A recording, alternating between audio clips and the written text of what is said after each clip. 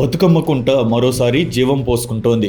ఆక్రమణలతో తల్లడిల్లిపోయిన చెరువుకు మోక్షం లభించింది. హైడ్రా చొరవ, హైకోర్టు ఆదేశాలతో బక్క చిక్కిపోయిన కుంట మరోసారి అభివృద్ధి వైపు పరుగులు తీస్తోంది. నగరంలోనే ఏ చెరువు లేని విధంగా డెవలప్ చేసేందుకు అహోరాత్రులు అధికారులు కష్టపడుతున్నారు. దీనికి హైడ్రా బాధ్యతలు స్వీకరించింది. బతుకమ్మ కుంట అభివృద్ధి పనులను త్వరితగతిన పూర్తి చేయాలని హైడ్రా కమిషనర్ ఏవి రంగనాథ్ అధికారులను ఆదేశించారు.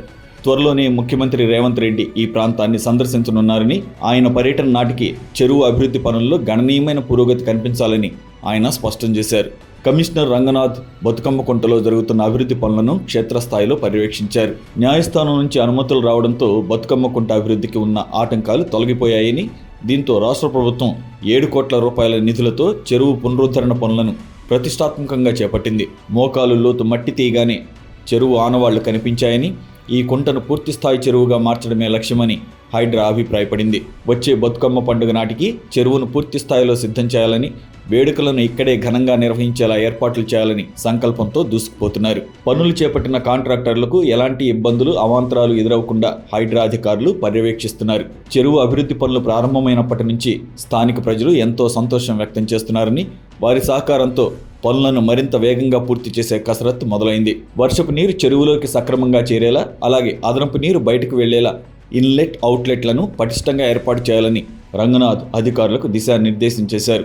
అంబర్పేటలో 14 ఎకరాలు ఉండే బతుకమ్మ కుంట ఆక్రమణలకు గురై 5 ఎకరాలకు మిగిలిపోయింది.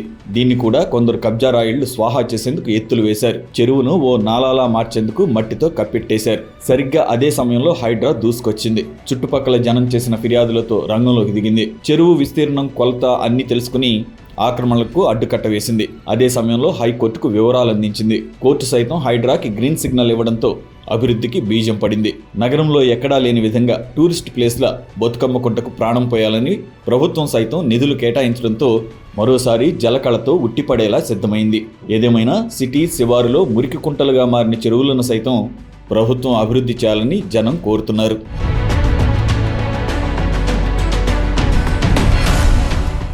ఈ వీడియో మీకు నచ్చినట్లయితే లైక్ చేయండి, షేర్ చేయండి, ఛానల్ని సబ్స్క్రైబ్ చేసుకోండి.